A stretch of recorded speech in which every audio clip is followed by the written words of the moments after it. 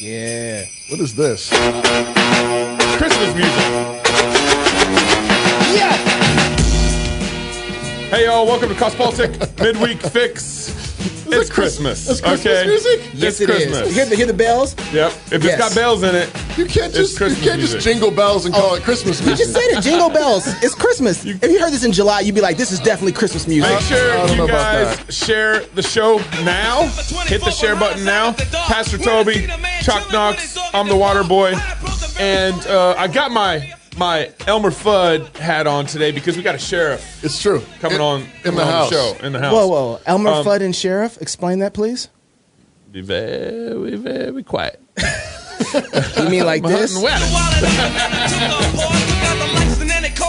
All right. This episode, this show is sponsored by Subsplash. Oh, it is. The people who created our app. We like these people. And which means you can go to Subsplash and get your own app. Too. I'm going to share Yeah, the show right now. They're should do they're a that. Christian company.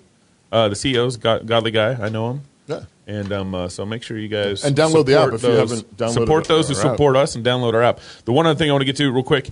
A number of you guys have been asking if you are buying a magazine subscription or a club membership for your special loved one for Christmas. You can email us at contact@crosspolitic.com, and I can send you a magazine kind of little Christmas gift card and a club little Christmas gift card. That's pretty cool. Stuff that in the stocking.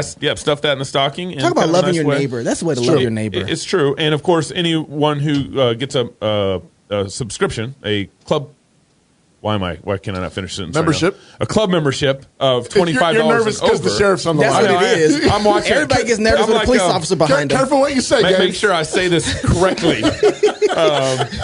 A club membership, $25 and over, you're going to get a Fight, Laugh, Feast tumbler, which they're being shipped to my house on Thursday, so we're going to start shipping those out. Hurry up. Hey, Yeah. with us on the line right now, we're so grateful to have Sheriff Daryl Wheeler. He's serving as the first elected fourth-term sheriff up in Bonner County. That's in Idaho. Fourth term. In March, he will have 35 years of law enforcement experience. He served as the president of the Idaho Sheriff's Association in his first term. He has been married to his wife, Diane, for 40 years. They have 4 children, 6 grandchildren, and he is a defender, if you couldn't tell by the background, of the U.S. and Idaho state constitutions. Sheriff Wheeler, thank you for coming on Cross Politic. Thanks, Pastor Toby. It's my pleasure to be on your show. He doesn't know what he got into. Yeah. Well, he does He's like, now. well, I'm going to make sure the Constitution in my background. I mean, after that intro music, he's like, uh-oh. I would have given that guy a ticket, bumping that in his neighborhood. So, Sheriff, what's been going on up in Bonner County since the health district mandated masks? Well, you may have heard nothing's going on in Bonner County.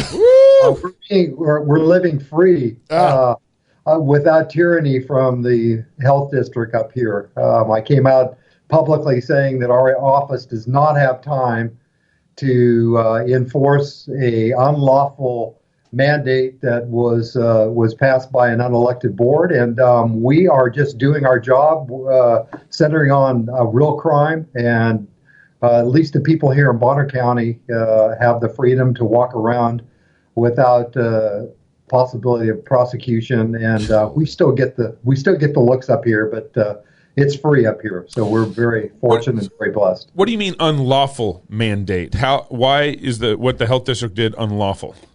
Well, okay, so most of your listeners know that the presidents don't make law, the governors, they don't make law. They're part of the executive branch. Yep. And the people through their elected officials make law. And what's happened is the governor has refused to call the legislature in, and so he's taking the opportunity to mandate certain criteria that he wants us citizens to follow without the approval and the vote of our elected official and our legislators. So he thinks that he gave that authority to the health districts, and they don't have that authority. They're not representative of our people. We never voted them in, and there's no statutory authority under anything in the Constitution that allows them to pass mass mandates, and then even more importantly, that requires county sheriffs to enforce it. And I came out and said, we're not going to enforce it. It's not a constitutional law. What has been their response? What has the health district response been to you saying, hey, you don't have the authority to do this? No one's responded Okay. to me. Wow. So, Sheriff, tell me something. Officially. Yeah. So tell me something, though. I mean, one of the things, because I agree with you, but the pushback that I'm hearing is that this is an emergency that we're under. And so underneath emergency orders, all of these things seem to be tools inside of the governor's tool belt as well as the health officials. Well, he thinks it's a tool, but the thing is when he called the original health emergency, it was for 3 months, and he continues to expand it. And he says, this is what we're going to do. Well, we're not going to do. We're going to find out what's the critical infrastructure that people can work with. They can't. But unfortunately, and I think most of your listeners will agree with me, the governor's an elitist. From my perspective, he's the emperor with no clothes. He thinks that he has that ability to mandate this, but he doesn't have the rule of law that supports him. There has been pushback by the legislature, by members of the legislature, say, call us back in. We're the ones who were rightly elected to direct this crisis, and you are not. He's had the opportunity to collect billions of dollars from the government, and he's just kind of passing that money off to the people that are friends of his. Wow. I was appalled, gentlemen, by an article I read in the paper today. We have a $630 million budget surplus. And his quote this morning in the paper was, well, you look at where Idaho is economically, and we're literally in a class above ourselves, maybe one or two other states this week announced with a record budget surplus. Come on. I know people that have taken their life, that are alcoholics now, that have lost their lives, that are without work. Lost their business. Lost their cars. Man, wake up. Yeah. This is, there are people hurting in this. Let people get to work. Let people make their own health decisions. And don't continue to exercise this tyranny over the state of Idaho. It's not warranted. What is the role of the sheriff? I think so much of what we've run into in this country is, we were joking with you before we got on the show about the document behind you, but there's so much ignorance and naivety in our country now. Just to begin educating us, what's the role of sheriff, and what is the duty of sheriff in a situation like this when people are overstepping their bounds? Well, Pastor Toby, let me tell you, the sheriff's position is the most unique position in the whole country, because they are elected by the people, they're responsible, and they to the people, and only the people can get them out of office, and it's called a vote. If a sheriff commits a crime and he's indicted, that's one thing, but right. That's not the case in most cases, with sheriffs. But anyway, they take a vow and a commitment to uphold the Constitution of the United States and the Constitution and the laws of the state of Idaho. Yep.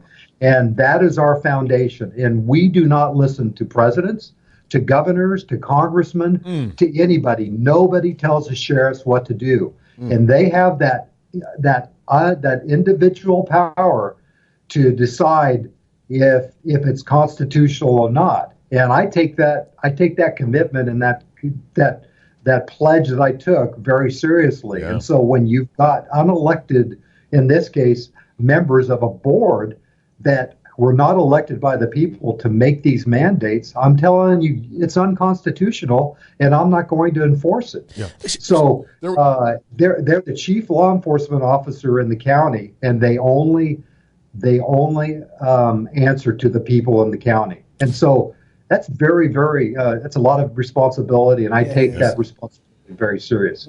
Some of us saw a video, I think it was coming out of New York, maybe a week or so back, where I believe a sheriff escorted a health district official of some sort into a private business.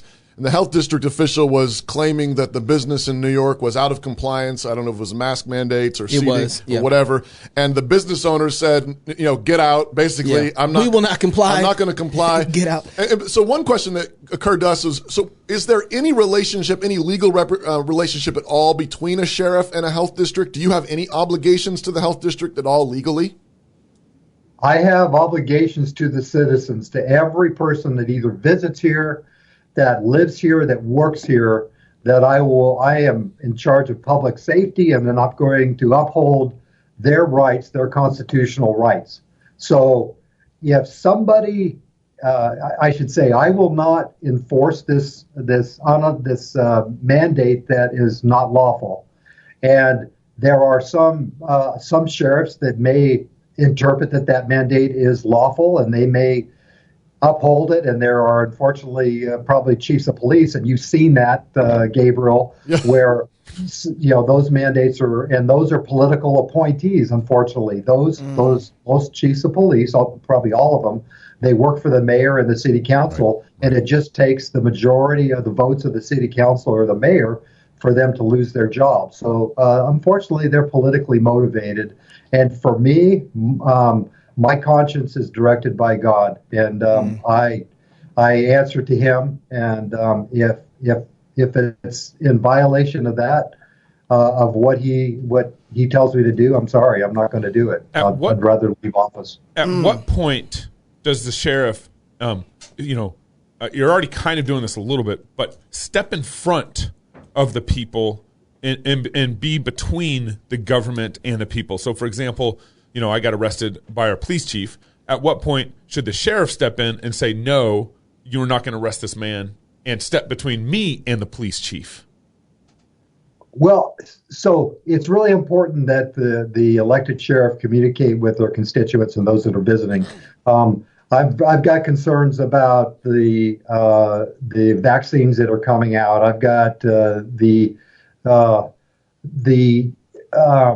contact tracing that's happening in us, and I've told my constituents that we have great no trespassing laws. I say put a no trespassing sign at your gate, one at your home, and if anyone shows up at your front door and you do not want them there, you call the Bonner County Sheriff's Office, and we will either remove them or we will arrest them for trespassing.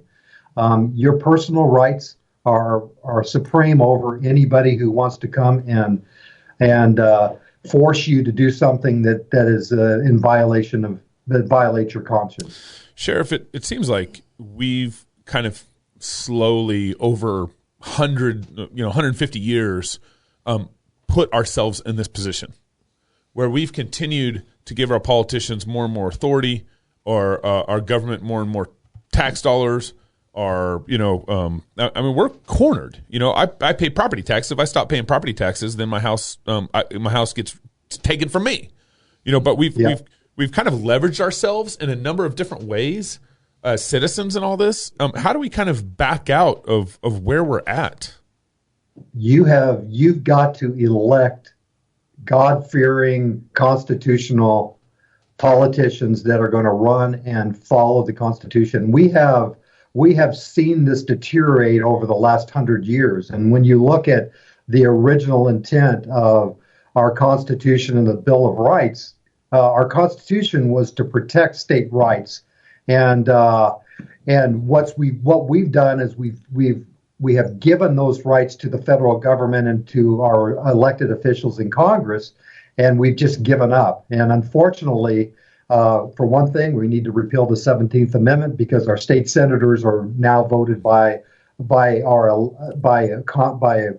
election instead of the state legislature. Right. Before the 17th Amendment was passed. If the legislature was not happy with the U.S. senator that represented them, they recalled them and sent someone there.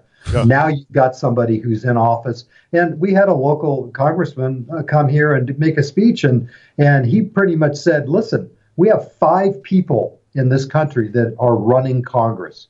It's up to the Speaker of the House, right, and it's the majority leader, minority. They're the ones who are determining if bills get to the floor and get voted on, and you've got no representation anymore. I'm sorry, and it looks like it's that same type of deep state type of thing is happening in Boise, because when I sent a letter to the governor back in April, I said, you know what, we have a representative that needs to decide how what he said is a crisis. Well, I think we'll all agree it's not a crisis. It's not a pandemic, because we've got less deaths in Idaho than we did last year overall. Mm-hmm. It's just that no one's dying of the common flu, of pneumonia, of heart disease. They're all dying of COVID.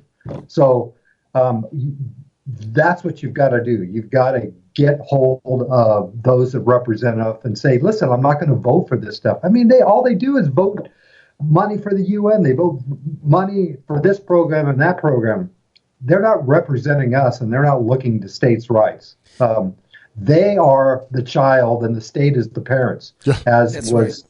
Written in the Federalist Paper number 46. That's what our view should be, and we've lost that. Sheriff, one of the things, there's so many questions that as you were talking, I'm just going back to what you were saying earlier. If you are a supporter of the Constitution and the Idaho State Constitution, but the legislator decides to actually mandate something that isn't constitutional, but it becomes a law, how are you still going to uphold the Constitution, or are you going to say, well, the legislators, where are you at on that part? Yeah, absolutely, and that's what the courts are for, and that's why you have the three separate, distinct powers with the executive branch, which I'm part of, and the legislative and the judicial. And that's what you do. You go to the courts to overturn that, and they recognize, hey, that's not constitutional. But we have a group of legislators that are constitutionally minded, that they've been very successful over the last 6 or 8 years to make sure any bills that go through our state legislature are constitutional, and those that aren't are vetted out and are killed in committee. It's just the problem is you've got some in leadership that have the ear of the governor, and they're really pushing his agenda instead of making Idaho free. So what does someone do when they don't have a Sheriff Wheeler in their pocket or in their corner for the most part? What do they do when they have the legislator against them and their sheriff won't stand up? How do people operate then at that point? Because they don't have enough time to the next voting season before they lose their company, lose their business. They're just kind of out there. They moved to Bonner County. I missed that. He said move to Bonner County. Well, yeah. With the last little bit. No, that's very tough, because you do have sheriffs in some of these highly liberal areas that have been there for years and years and years, and they really don't care about upholding the Constitution and the rule of law, and they just kind of look the other way, or they're on the take, or who knows what, or they're just uneducated. I mean, that could be they're just uneducated, and they need to understand. And how many sheriffs in Idaho agree with you? So we have 44 counties, and we have 44 sheriffs. I would say that probably I'd hope to say that a majority of them agree with the position I'm taking, but they're not voicing their opinion and stepping up. And in a lot of ways, I think this pandemic would be over if sheriffs spoke up. I think it would be. Another point, Gabriel and Toby and Knox, I want to bring up is that the Panhandle Health, it really should be disbanded. Every county should be in charge of their own health district. Because what you've got is a regional government. And whenever you have anything that's regional, it takes the power away from the county, and you've got to look to that. I mean, look at ours. We have both of our representatives on the Mental Health Regional Board that voted no against this. If we had our own regional board, we'd be free in Bonner County and running things the way we want it, instead of having that oppressive rule that mandate that they put on. And I've got to deal with it. Everyone's got to deal with it. But in Bonner County, even the police departments, we've pretty much decided that we're not going to enforce it, because we'd be filling up our jail with people that refuse to wear masks, and we'd be spending 24 hours a day going from place to place if we fielded complaints, and we just can't do that. We heard that your county commissioners, or at least one of them, was suggesting defunding the health district. Is that in process? And they did, and they determined that they didn't have the legal authority to go into the budget this year and defund it. They're going to be looking at it at next year. And it's the Panhandle Health does a lot of things. I mean, they do a lot of good. I just wish the oversight was by each county and not by the state and by the 5 northern counties. Wait. You got Why do we need a health district anyways? Why is the government responsible for my health? Well, that's another topic. I mean, they're not. I mean, that is another form of government and another bureaucracy that our legislature has set up. 50 years ago, we were fine. We could decide where our septic tanks can go, and we were going to decide who would take care of each other. And if there was a need, instead of looking for the government, we'd go to the church and say, listen, we have members in our church that need your help, and we're going to help each other. That's what we should be doing. Yes. This is crazy. You said that they were looking to defund them, but they don't have the legal authority. It struck me because it doesn't seem like the health district is concerned about legal authority.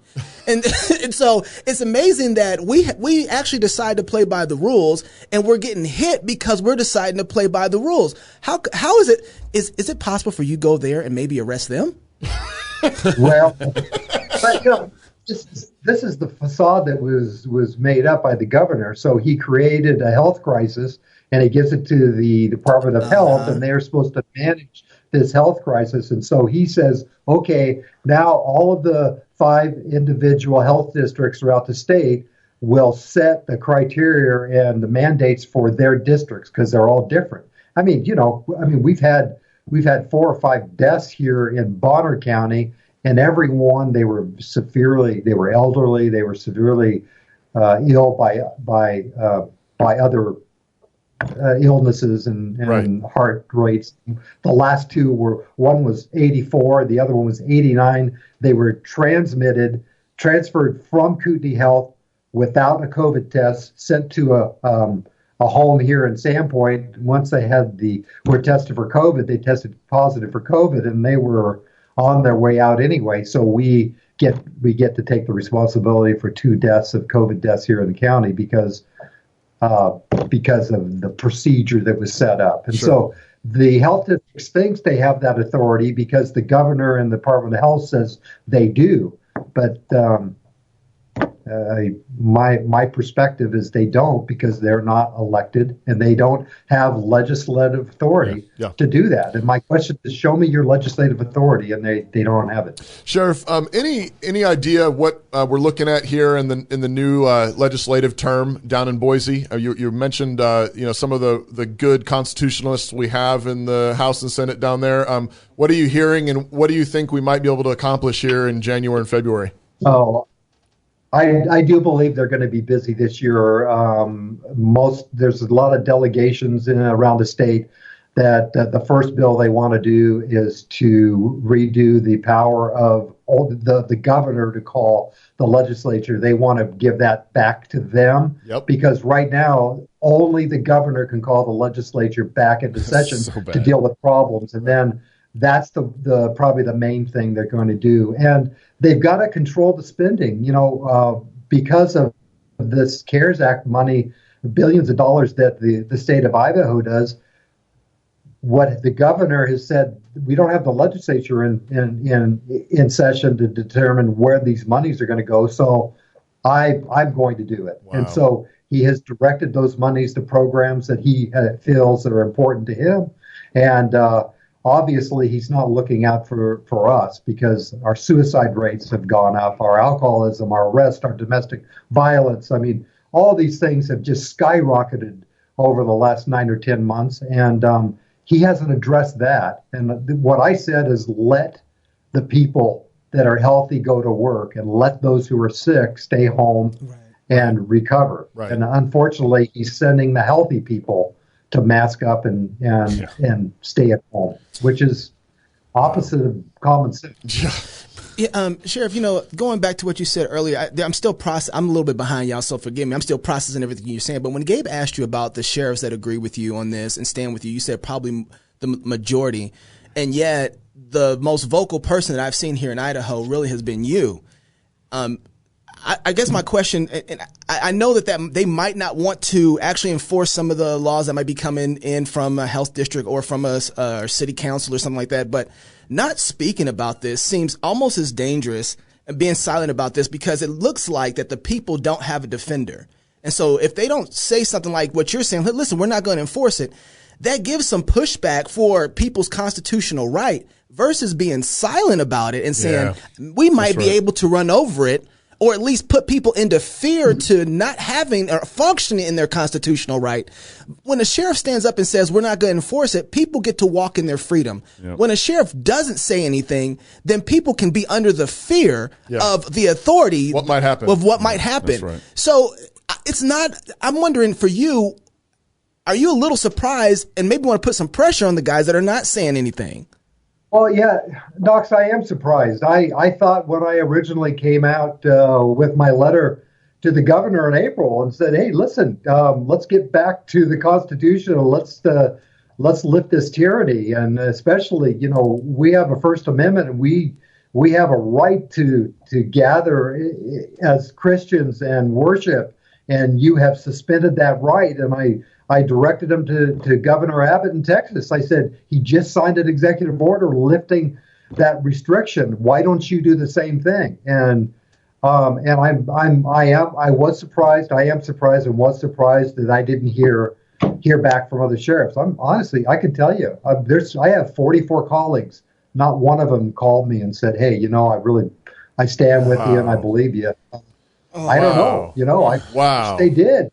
I'm sorry. So then that's disheartening. You just gave me like the bad kind of goosebumps. I don't like that. But then tell me right now, you're a grandfather. You're right now standing up for your county.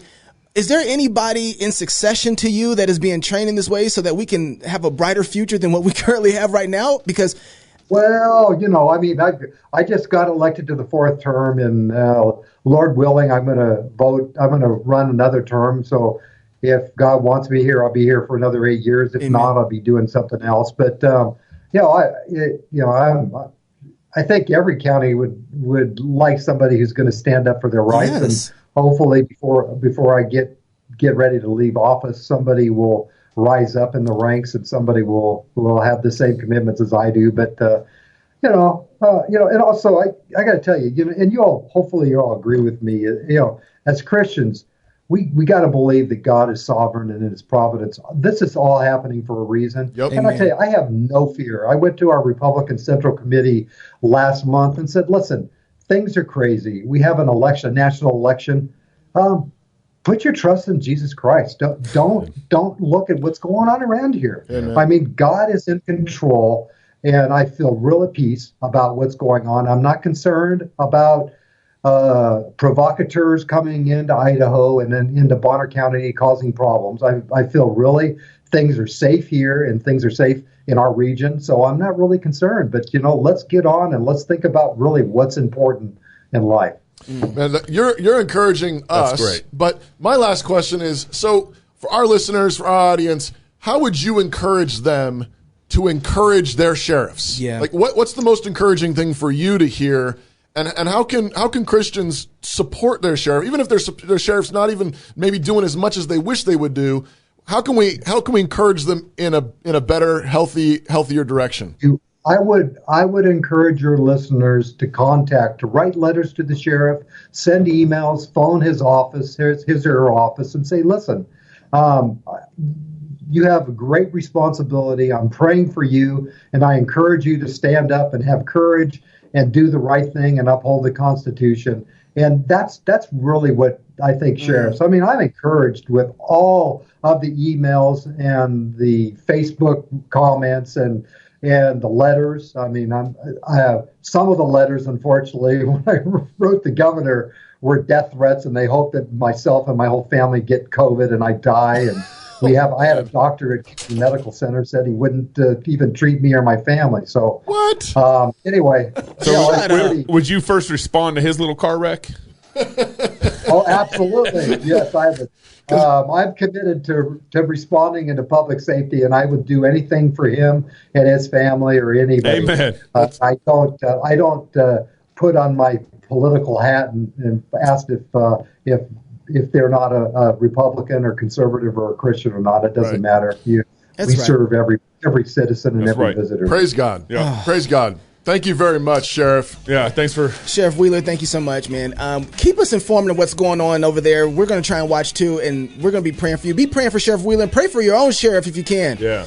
All right, a little bit of... Send him a bottle of wine or something. A little Christmas cheer. What is this again? What are we listening to? This is some Run DMC Christmas. Run DMC Yeah, Christmas. yeah. If you're single, get married. If you're married, have kids. And if you have kids, go baptize them until Sunday. Love God with all your heart, soul, mind, and strength. Love your neighbor as yourself. Go fight, laugh, and feast. Decorate the house with lights at night.